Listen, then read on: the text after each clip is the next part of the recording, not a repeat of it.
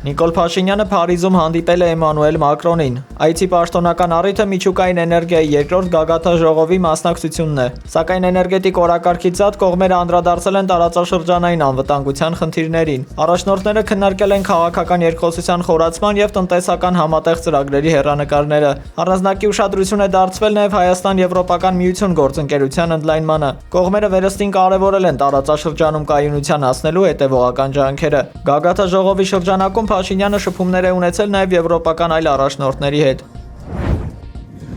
Premier ministre de la République d'Arménie.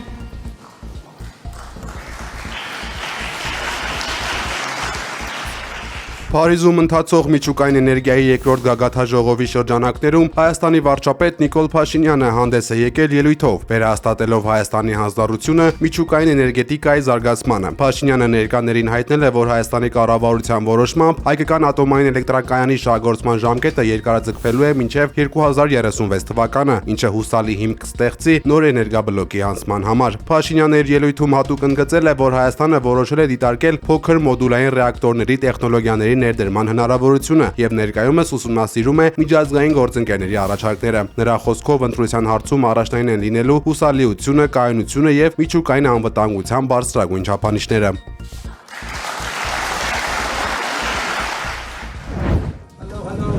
Փարիզում ընթացող միջուկային էներգիայի գագաթաժողովի շրջանակներում վարչապետ Նիկոլ Փաշինյանը մի շարք կարևոր երկկողմ հանդիպումներ է ունեցել միջազգային կառույցների ղեկավարների հետ։ Մասնավորապես Փաշինյանը առանձնազրույց է ունեցել ատոմային էներգիայի միջազգային գործակալության գլխավոր տնօրեն Ռաֆայել Գրոսիի հետ ու վերակառուցման եւ զարգացման եվրոպական բանկի նախագահ Օդիլ Ռենո Բասոյի հետ։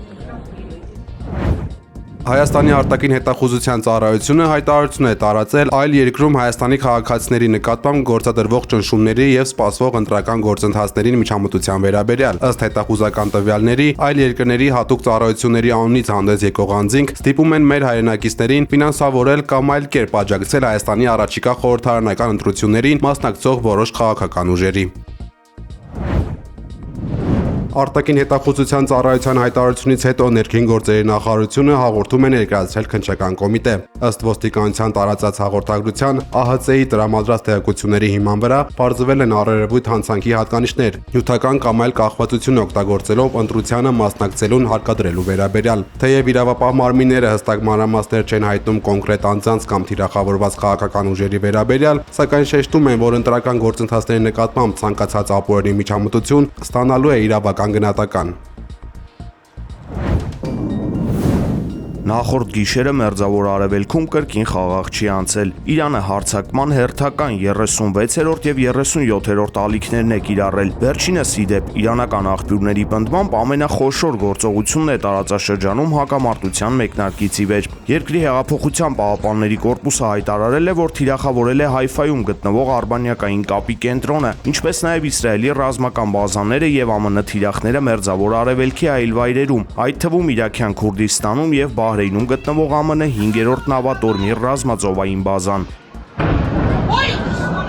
Ամբողջ գիշեր պայթյուններ են հնչել Թել Ավիվի տարածքում։ Հրթիռակոծվել է նաև Քուվեյթում գտնվող ԱՄՆ ռազմաբազան։ Մենք կշարունակենք մեր հաստատակամ հարձակումները նպատակասլացությամբ եւ ուժով, եւ այս պատերազմում չենք դիտարկում ոչինչ, բացի թշնամու լիակատար անձնատվությունից, ասված է Պահապանների կորպուսի հայտարարության մեջ։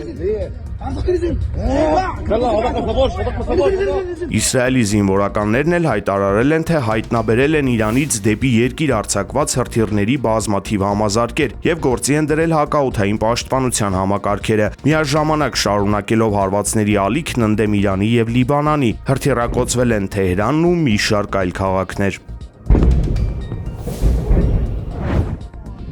Իրանը սկսել է ականապատել Հորմուզի նեղուցը։ Ամերիկյան հետախուզության այս տվյալները հրապարակել է CBS հեռուստաալիքը։ Հաղորդվում է, որ Իրանն օգտագործում է ոչ մեծ նավեր, որոնցից յուրաքանչյուրը կարող է 2-3 հակամ փոխադրել։ 2022-ից հետո նավթի գնի կտրուկ այս աճը կարող է ավելի խորանալ, քանի որ նեղուցի ականապատումը կարող է ամբողջությամբ արգելափակել լցանավերի մուտքը, որով անցնում է նավթի համաշխարհային մատակարարումների մոտ 20%-ը։ Հորմուզի նեղուցը կամ կդառնա հնարավորությունների հորմուզի նեղուց բոլորի համար կամ կվերածվի պարտության նեղուցի պատերազմ հրահրողների համար, արդեն իսկ հայտարարել է Իրանի ազգային անվտանգության գերագույն խորհրդի քարտուղար Ալի Լարիջանին։ ԱՄՆ նախագահ Դոնալդ Թրամփն էլ հասցրել է սպառնալ Իրանին, նշելով, որ եթե երկիրը հորմուզի նեղուցից անմիջապես չհեռացնի ականները, ապա Իրանի համար ռազմական հետևանքներն աննախադեպ կլինեն։ Այս ամենից հետո ԱՄՆ կենտրոնական հրամանատարությունը եւ ինքը Թրամփը հայտարարել են, որ ոչնչացրել են այդ նավերը կանխելու համար նեղուցի ամբողջական ականապատումը։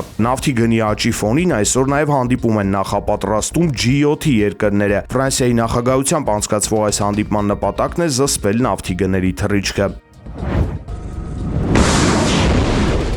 Իրանը պատրաստ է բանակցել ԱՄՆ-ի հետ Մերձավոր Արևելքում խաղաղություն հաստատելու համար, ինչպես հայտնում է Al-Maidan հեռուստաալիքը, բանակցությունների վերականգնման համար իսլամական պետությունը մի քանի պայման է առաջադրել։ Թեհրանը պահանջում է անվտանգության երաշխիքներ Իրանի դեմ հարձակման բացառման վերաբերյալ, ինչպես նաև փոխհատուցումների վճարում։ Մեկ այլ պայմանով էլ երկիրը պահանջում է Իրանի իրավունքի ճանաչում իր միջուկային օբյեկտներում միջուկային վառելիքի ամբողջական ցիկլն ինքնուրույն իրականացնելու համար։ Internal and eternal, come to think of it. Դոնալդ Թրամփը շարունակում է հակասական հայտարարությունների շարքը։ Ավելի վաղ Իրանին հզոր հրթիռակոծություններ խոստանալուց հետո հորդորել է Իսրայելին դադարեցնել հարձակումները Իրանի նավթային եւ էներգետիկ ենթակառուցվածքների վրա։ Սպիտակ տունը ձգտում է պահպանել այդ ռեսուրսները։ Վարչակարգի հնարավոր փոփոխությունից հետո Թեհրանի հետ տնտեսական գործակցություն հաստատելու նպատակով։ Թեհրանի վառելիքի պահեստների վերջին ռմբակոծություններն արդեն իսկ առաջացրել են էկոլոգիական լուրջ խնդիրներ։ Վաշինգտոնը մտավախություն ունի, որ նման հարվածները կդրթեն Իրանին թիրախավորել Պարսից ծոցի երկրների էներգետիկ հզորությունները։ Դոնալդ Թրամփը նաև կոշտ նախազգուշացրել է Իրանին զերծ մնալ հորմուզի նեղուցի հնարավոր ականապատումից։ Նավթային ոլորտի կործանումը վարչակազմը դիտարկում է որպես վերջին միջոց, որը կիրառելի է միայն իրավիճակի հետագա սրման դեպքում։ Այսպիսով Միացյալ Նահանգները փորձում է ռազմական ճնշումը համատեղել համաշխարհային շուկայում վառելիքի գների կայունության պահպանման հետ։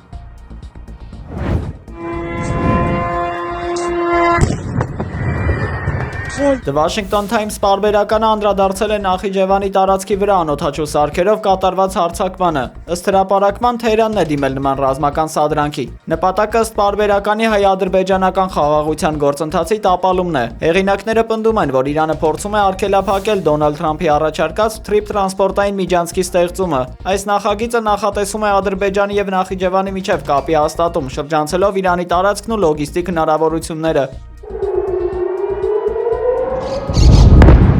Թեհրանը մտավախություն ունի, որ նման երթուղու գործարկմամբ կկորցնի իր աշխարհաքաղաքական ազդեցությունը հարևանների նկատմամբ։ Հոդվածում այս հարձակումը որակվում է որպես մեկուսացված վարչակարգի հուսահատ քայլ, որը փորձում է պահպանել իր թուլացած դիրքերը։ Վերլուծաբանները կասկածի տակ են դնում Իրանի ուժը, շեշտելով իբրև ագրեսիան իրականում արտացոլում է Թեհրանի գաղափարական եւ տնտեսական վախերը։ Ըստ ռազմավարական եւ միջազգային հետազոտությունների կենտրոնի տվյալների Միացյալ Նահանգների 10-օրյա ռազմական արշավը Իրանի դեմ արժեցել է շուրջ $10 միլիարդ։ Պատերազմի յուրաքանչյուր օրը պետական գանձարանից միջինը խլում է $1 միլիարդ, ինչը կասկածի տակ է դնում նման ծախսերի արդյունավետությունը։ Պենտագոնը կոնգրեսին հայտնել է, որ միայն առաջին շաբաթվա օպերացիայի ծախսերը կազմել են մոտ $6 միլիարդ։ Բացի բուն գործողություններից ամերիկյան կողմը կրել է նաև $2.5 միլիարդ զինտեխնիկայի կորուստ իրանական հարվածների հետևանքով։ Վերլուծաբանները նշում են, որ զինամթերքի պաշարների վերականգնման համար կպահանջվի ևս $3 միլիարդ լրացուցիչ ներարկում։